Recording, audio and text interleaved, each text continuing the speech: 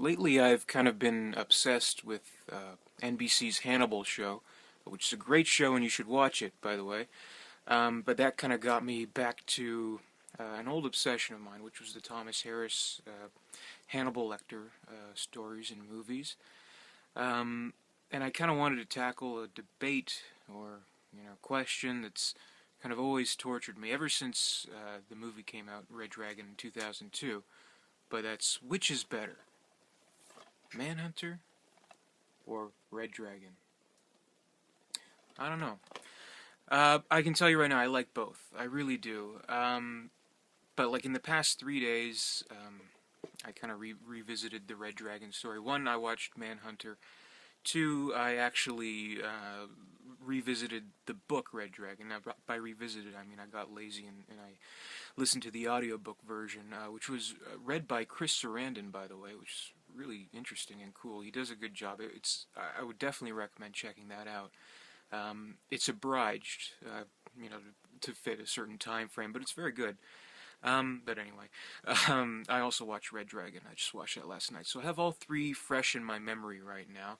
And the thing is, it's just they're all so different in their own little ways that it didn't feel like I was watching the same story over again.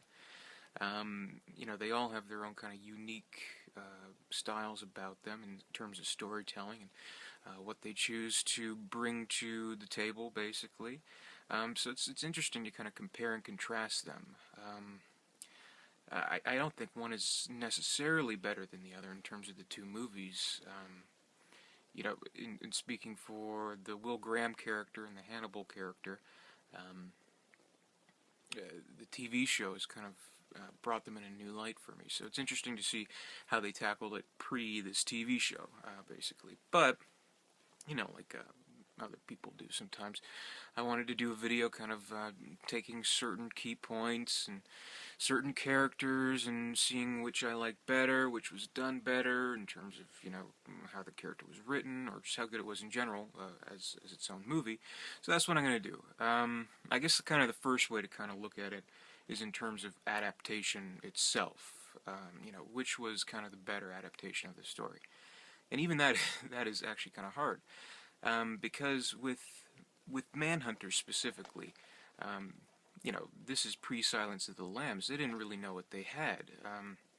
So it's kind of, the way it works. I mean, both of these movies, both Manhunter and Red Dragon, they kind of take the story, the Thomas Harris novel, and tailor it to their own vision, basically. With Manhunter, it is kind of like, the 80s cop movie, with the tortured detective and, stuff like that. But it's more than just the procedural, which is what we are used to seeing. It's more about kind of the psychology of the serial killer, which of course is, what the book is about. So it kind of takes a look at, it's, at the time, I guess there weren't, too many movies, at least none that you could take too seriously, serious dramas. Like, I mean, you can look at like Friday the 13th or Texas Chainsaw with serial killers, but not like the kind that are in your backyard, basically. Not your backyard, but could live next door to you, basically. So it kind of took a heroic character, a normal quote unquote character, but gave him the horrible gift/curse of being able to empathize with serial killers. So in that way, we have a character that we generally like and we root for. He's the cop, he's the good guy. But we're kind of guided into this world of serial killers, so we kind of, understand it better, sort of. And that was interesting. So it's like a general cop movie. It has the look and feel of one, like a detective procedural. Has all the elements of one, just like what you'd expect from Michael Mann. But there's something just a little bit more to it, which is the backbone of the novel, which, is what they used to tell the story that they wanted to tell. With Red Dragon, they also tailored the story, and I want to say it's a more faithful adaptation, but again, they have the key points. Both of these movies have the key points, but with Red Dragon specifically, I mean, there's no ifs, ands, or buts about it. They have tailored this to be a prequel to Silence of the Lambs. He even says right here, the first part in the Hannibal Lecter trilogy. So they want you to know that it's a Hannibal Lecter movie. And they beef up Hannibal's role quite a bit. He's only in like 2 scenes in Manhunter, and in the book I think he's only in 1. No, he's in 2. He's in 2 in the book. I don't know. I just listened to it yesterday, but whatever. He's like pretty much a key character when he's kind of more a peripheral character in Manhunter. They begin with him before he's in jail. It has a nice little kind of prologue about how Will finally caught Hannibal, and seeing Hannibal in his element before all that, throwing a dinner party, which is like, you see that all the time on the show now, but it was interesting to see in this movie. So I thought that was interesting, and he becomes a more important part of the plot. And there's advantages and disadvantages to that, because in some ways it does take focus away from the Will Graham character, but I'll get to that later. But because it's a more Hannibal Lecter-esque movie, they want to capture the look and feel of Silence of the Lambs. They even duplicate the whole set of his cell and everything like that, so that's interesting to see. So basically, I think the kind of intention that they had in adapting this story was that if you like Silence of the Lambs, maybe didn't care for Hannibal, the Ridley Scott movie, too much, this is a good compromise. So it's back to the basics. It's Hannibal helping a cop, a special agent, in catching a killer, and it's familiar, so we know what it is. So that's kind of what they intended out in doing. And they did a good job of it in adapting it. But they have the key components there with the Will Graham character, and the serial killer that he's pursuing, the Tooth Fairy. All the plot points are the key plot points. They are there, but certain things are taken out and changed. When it comes to the actual ending of the movie, Red Dragon, it is more accurate in what we see in the book. So you gotta give it points for that. But at the same time, they kind of ruined that. They ruined the way they adapted it by just pounding it on your head that it is a prequel to Silence of the Lambs. Because as you remember, in the ending, the very ending, they even bring the actor who's Frederick Chilton back from Silence of the Lambs. It ends great. Will saves the day, blah, blah, blah. He sails off in the sunset, literally. But then, there's this little tiny bit at the end, almost like it could have been like a cutscene that you'd see at the end, like, how that's the trend now. But Chilton comes to his cell, and he's like, "Oh, there's a young lady from the FBI here to see you." And Hannibal's like, "What's her name?" And then credits. So that was kind of cheesy, but whatever. So yeah, they're both faithful enough adaptations, not to the T, but each have their own little flavor to them that tailors to their own advantage, and they do it both in their own respects very well. But when it comes to the characters, I think that's something that's that you can debate basically. Again, in light of the show Hannibal, I've seen Will Graham in a completely different light compared to Red Dragon and Manhunter. And yeah, I can tell you right now, I like Hugh Dancy's portrayal the best out of all 3. But if I'm just comparing the 2 movies, I want to compare the 2 movies.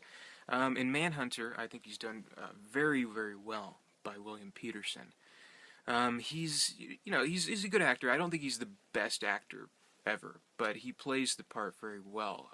What I think they got down pretty solidly when it came to the character was the torture that he felt from having this ability to empathize with the serial killers.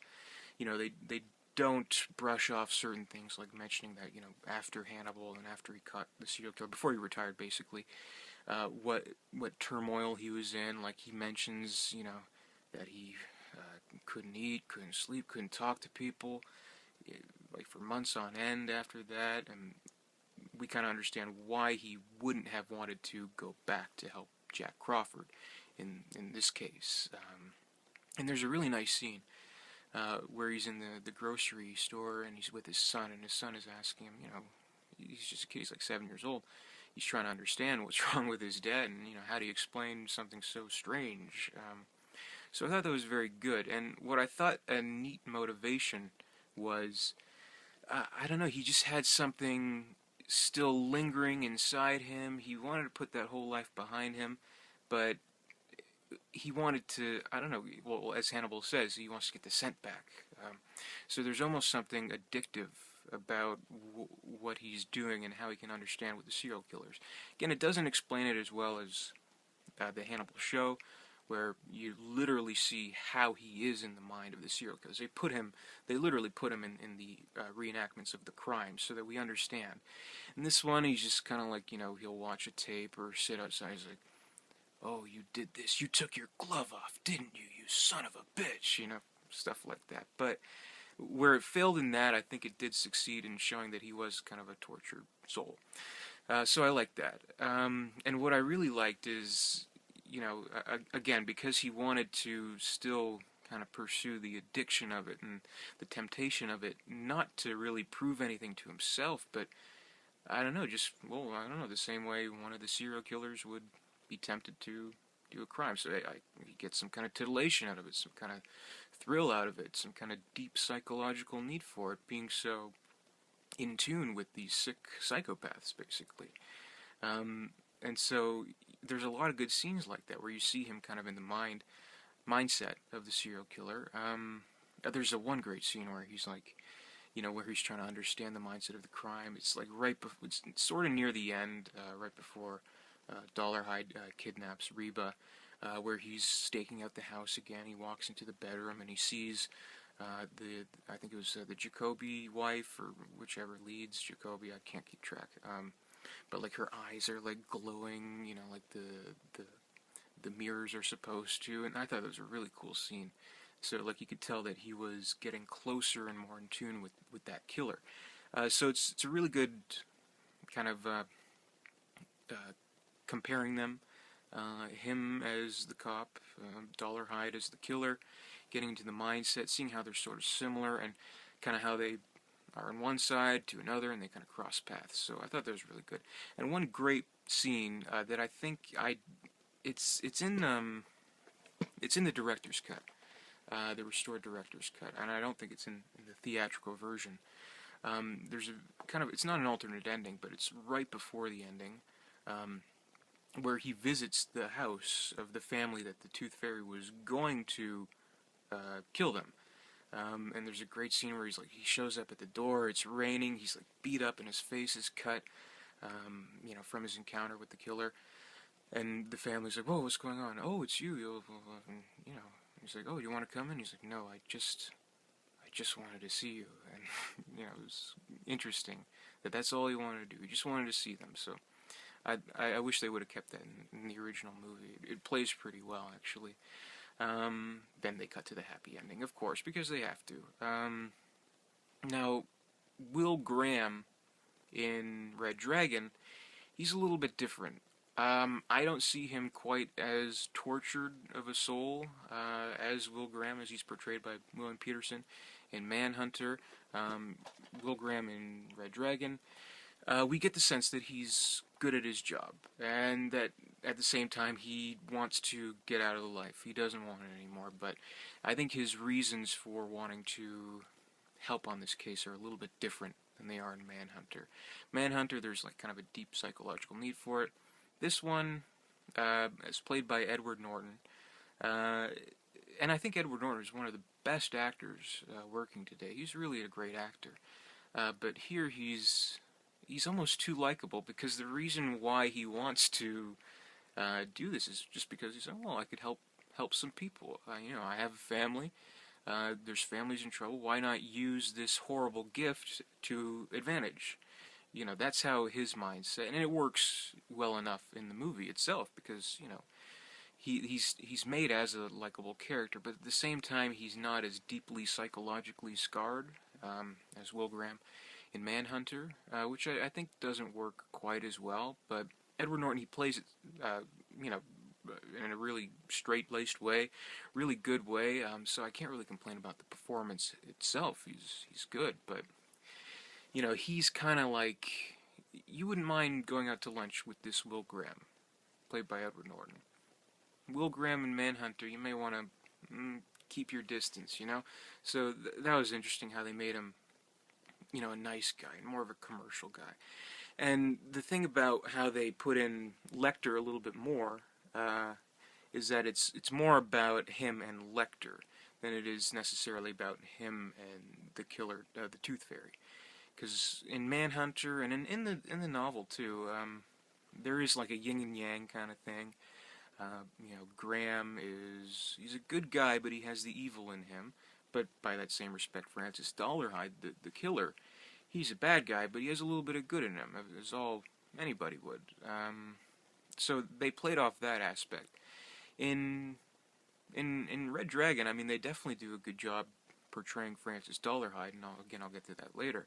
But I didn't really see the yin and yang kind of thing with him and Graham. So it was more about him and Lecter. So it was about their kind of, you know, it was kind of him confronting his fear of Lecter, like the person who essentially beat him and kind of ruined his life. You know, it was kind of his way of showing, you know what, I can use you, I can get the bad guy, I can redeem myself, and I think that works really nice. So, you know, he's a more heroic character, so he's good. And if that's something, you know, that you want to see, if you know, that's fine. But they could have gone a little bit darker, I think, with Will Graham. That's kind of how I think. So I think between the two Will Grahams, definitely, my money would go to William Peterson's portrayal in Manhunter. So I would say in that round, Manhunter would win, definitely. But you know, with every good guy, there's a good woman by his side, and you know that would be Molly Graham, Will's wife. In Manhunter, it's portrayed by Kim Geist, an actress I'm not too familiar with her work. In Red Dragon, of course, it's Mary Louise Parker playing her. The character in both, she's not too amped up in both. I mean, she definitely has her place. Definitely has, you know, things to do in the movie. But yeah, it's hard to make a determination which is better. You know, I would lean more towards Mary Louise Parker, only because since they kept the more accurate ending for Red Dragon, she has more to do at the end. You know, she pretty much saves the day, saves her husband, which is cool. You know, and kind of unexpected if you didn't know the source material.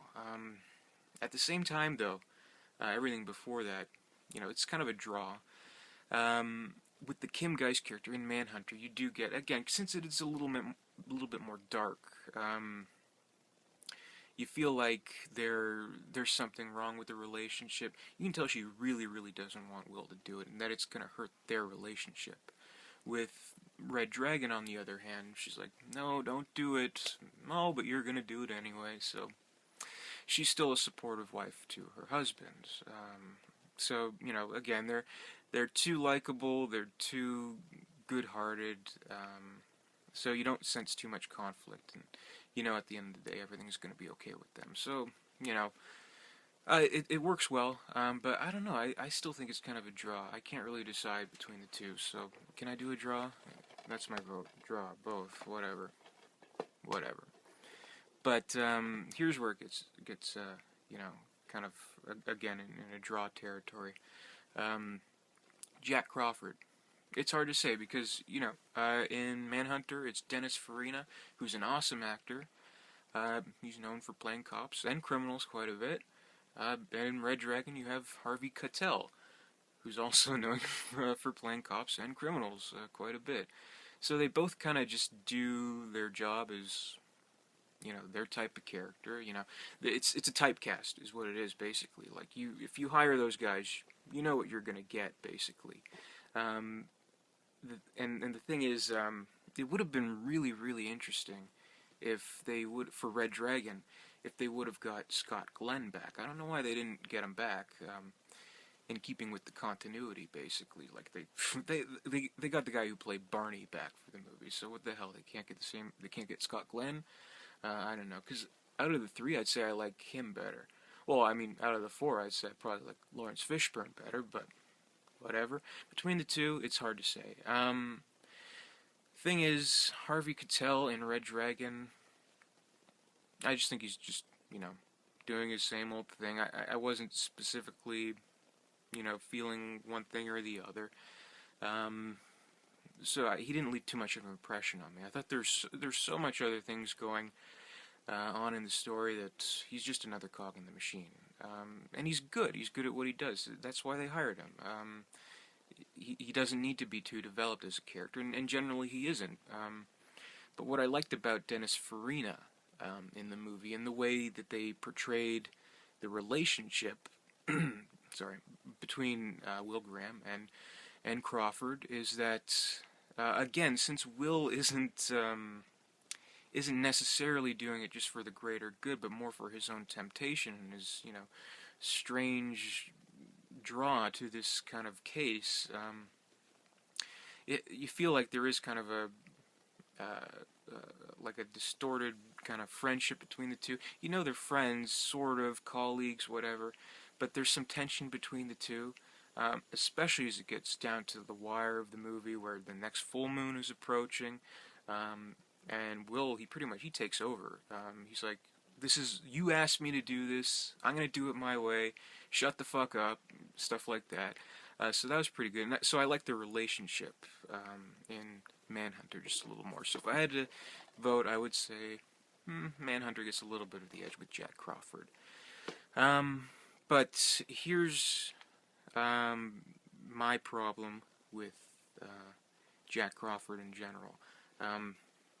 He just, he's just there, basically, in both those movies. So I liked how in the Hannibal show they, developed him a little bit better, because he's such an important character, and with both he's just more of a plot element, both Manhunter and Red Dragon. But again, Manhunter liked him a little bit better. But both Dennis Farina and Harvey Keitel are great actors, and they do a great job. And both just very talented wopps. I'm just kidding.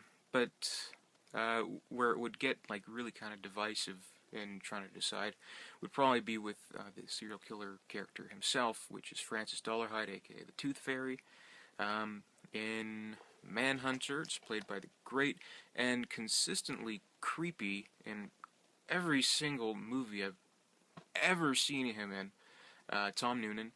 And he's very good. And of course, like, I'm not sure if you're aware of this, but Ralph Fiennes is the Tooth Fairy in Red Dragon. A lot of people tend to forget that. I don't know why, but just because, I think Lecter and Anthony Hopkins, Edward Norton, there's so much in the cast going on, people tend to forget how good he is as Francis Dollarhide. That's my main point. So, as a knee-jerk reaction, I would say that Ralph Fiennes is the superior Francis Dollarhide, because they give him more to do. And the thing about Manhunter is that since it was still kind of a risky thing, I guess, to show like a serial killer and humanize him, they do necessarily keep him creepy, and you don't really want to like him. Like, they do the bare minimum in his relationship with Reba, and him, he does have his struggle to want to stop, but not as intense as it is in Red Dragon. So that's what I really liked about Red Dragon, is that they fully humanize the character. They even do a really nice thing where it is more like the book, where they kind of, through like sort of flashbacks echoing into his mind, they, like, and it's voiced by Ellen Burstyn, of all people. They show flashbacks, well, they do audio flashbacks of his grandmother and the abuse that he received as a kid, her threatening to cut it off. So I think that's how they introduce the character. And while he's doing that, he's working out and grunting and kind of just pleading to his own memories, which is very interesting, and looking in the mirror with his teeth. But it's a very bold introduction, and I think that sets up all you need to know about the character. So in both movies, what's very interesting is they start as this police procedural, but then boom, just at the halfway point, all of a sudden they put a little bit of focus on the killer itself, when in all other respects he was just hiding in the shadows, so to speak. Wasn't really a main part of the story. So it's a very interesting kind of structure to the story. They would do that. but I think it is more effective in Red Dragon and with Ralph Fiennes. Of course, and I don't know, it is a more accessible Hollywood movie. It really is. So when he's supposed to be a little bit disfigured and ugly, they put like a little tiny hair lip here, and he does have the speech impediment, but it's more psychological. So, Ralph Fiennes is a pretty man, a very handsome man. So they don't want to obscure his beautiful face for the audiences. And he really goes all out in this movie. He is committed. Like with the tattoo, it must have been like an artificial tattoo, kind of like in Cape Fear with De Niro, how they actually did tattoo him, but it was a dissolving resolution in there, so it would just fade away after the production was over. And he really gives it his all as his character, and you do empathize with the character a lot better. That's kind of an important thing, I think. But the thing is, and what I don't want to say it's where it fails in Red Dragon, because it doesn't, but it's just that Dollarhide, he is more interesting of a character than Will is. So you almost kind of feel like, you want to follow him a little bit more than Will, and he has more kind of dimension than Will. So Will's just a good guy. He has a special gift. He's a little bit tortured, but in Red Dragon, you really, really get a sense of the mindset of the killer, which I think, of all things in this movie, it does that the absolute best. And his struggle with the Red Dragon, and they are more faithful to the book with that character, only because I think they had more freedom too. But yeah, nothing wrong with Tom Noonan. Tom Noonan is an exceptional actor, and he does a great job as a Tooth Fairy, very creepy. And you do get a little bit of a sense of that, he is struggling to get the dragon off his back, so to speak. So it still works really well in both. But again, if I had to choose, Red Dragon would get my choice for best use of Francis Dollarhide. And then behind every bad man, there's a woman behind him too. So there's Reba McClane in both movies. In Manhunter, she's played by Joan Allen of all people. And in Red Dragon, it's Emily Watson.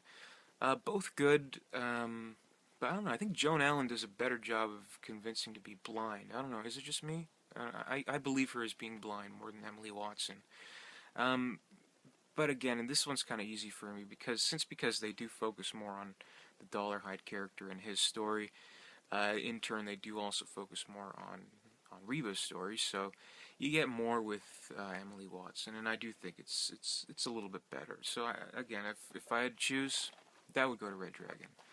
And I guess there's only one more. Am I forgetting? Oh, Hannibal Lecter, of course. In Manhunter, it's played by Brian Cox. You see him right here. And in Red Dragon, what's that actually? Oh, Anthony Hopkins. I think he's played the role before, 1 or 2 times. On the surface, this appears as a very easy choice, where you'd be very tempted to just automatically say, okay, it's Anthony Hopkins. He knows the role well. He's done Silence of the Lambs, won an Oscar for Silence of the Lambs. Who are you trying to kid? It's Hopkins. And yeah, to some extent that's the case. Because when all is said and done, they've essentially made this movie to capitalize on the popularity of that character. And it is, for all intents and purposes, it is Anthony Hopkins' movie, even though he's more of a supporting role in this. But when you think about it, I think his screen time in this movie is almost as equal as it is in Silence of the Lambs, if not maybe a little bit more, actually. But I like Brian Cox. I mean, he's the first actor to play Hannibal Lecter, so that's kind of a milestone right there. And the thing about Brian Cox is that he does play it kind of bored, which, when you think of Anthony Hopkins, it's like, well, what is he always just waiting for someone to come up? Because he's like ready, man, putting on a show, like, hello, stuff like that. But Brian Cox, he's just kind of, he just plays it pretty straight. But the dialogue is what it is, and it works well to his advantage. He plays it kind of deadpan, which I thought was interesting. and he does have a certain charm. It's hard to gauge because he does have fewer scenes than Anthony Hopkins does, but you know, it's quality, not quantity, and he does an excellent job. Having said that, yeah, I have to give it to Anthony Hopkins. I do think he's a better Lecter in general. I mean, he made the role iconic in what it is, and there's just a lot of pleasure to be had by seeing him back in the role, and he's just having some fun. It's not like a deeply committed performance or anything, but he has fun and he does his job well, and you got to commend him for that. And they tailored around the Lecter character so that he has as much screen time as possible, enough humorous moments, and enough little monologues and little riddles and stuff like that. And yeah, I thought they did a good job with that. So what can I say? Nothing against Brian Cox though. So again, would have to give the edge to Red Dragon. And I don't know, I guess, like, other than characters, you can talk about the production of the movie itself. I mean, of course, Red Dragon is a more expensive production. The design of the sets itself is just very breathtaking, with the cell in Baltimore, or for the Lecter cell, basically. And the Dollarhide house, it's very, creepy and elegant at the same time. But the thing is about Manhunter, since it is kind of it's definitely lower budget, like they didn't know what they had at the time. But Michael Mann movies, they're just so visually interesting. Like, he can take something on the cheap and make a beautiful kind of like sunset shot just by using a beach, and he can position the angles in the cell when Will Graham is talking to Lecter in such an interesting way, in such a claustrophobic way, and just like this, it's a pure white cell. It looks very interesting. And Michael Mann, he's just one of the greatest directors of all time, in my opinion. He's one of my favorite directors. In Red Dragon's case, you have Brett Ratner, which, people give him shit, but he's done some good movies. I mean, Rush Hour 1 and 2, I'm not gonna shit talk those. I think mainly people hate him because of X-Men 3, how they feel that he ruined the franchise, and I don't know, like, I won't shit talk him too much, but the thing is, I just don't think he has his own signature as a director. He'll just swoop in and take whatever project. I mean, I think the reason why people kind of dislike him or get like an uneasy feeling is, I don't know, like, the best way to describe him, he's like that douchebag that dates your girlfriend right after you broke up, and you're like, really, that guy? Anybody but that guy? He's such a douche. But I digress. So with the production of Red Dragon itself, you get the money's on the screen, it looks very good, but I don't think there's any kind of unique visual style about it per se, so it doesn't really have a signature to it. On the other hand, Manhunter, it's all over the place. And yeah, I don't know, just other stuff like the music. I know it's a temptation to say the music is really cheesy and 80s in Manhunter, and it is, but I love it. I have it right here. It's the soundtrack on vinyl here, which I know is kind of lame, but whatever. I like it. If you work against it, the music isn't going to work. If you think, this is cheesy, why is this in this movie? It's not going to work. If you just let it flow, go with it, it serves the movie really well. And Red Dragon, it has very serviceable music, very good music, but it's kind of generic. I didn't think there's anything too unique about the music. Just kind of orchestra stuff, like da-na-na-na-na. Does that make sense, the way I described it? Comparing it even to not just Manhunter, but other Hannibal Lecter movies, like The Silence of the Lambs had such a daunting, intense score. Even Hannibal had like a, almost like an oddly romantic score. This just doesn't have anything unique about it. It does its job, it does it very well, but nothing too unique. But yeah, on the whole, like, if I just had to kind of take in all the factors, I would say, if you had to twist my arm, I would say I do like Manhunter just a little bit better. I think it's a little darker. I think it has its own kind of seal to it that Red Dragon doesn't have, only because it has to be. It just has to be a prequel to Silence of the Lambs, so they're restricted in that sense. And so I don't know. They're both very, very good movies. But yeah, if I had to choose, I would choose Manhunter, just maybe by a little tiny margin. But that's just me. Both are very good movies, and I do love them, and I've watched them time and time again. I will continue to watch them, and hopefully I'll continue to watch Hannibal on NBC. If it doesn't get canceled, that is, please watch the show. It's a very good show. But yeah, that was my long-winded video. I think I've gone over a half hour right now. Feeling a little hoarse right now. But yeah. Rate, comment, subscribe. Thanks for watching. I never know how to end these videos, so if you'll excuse me, I'm having an old friend for dinner. Goodbye.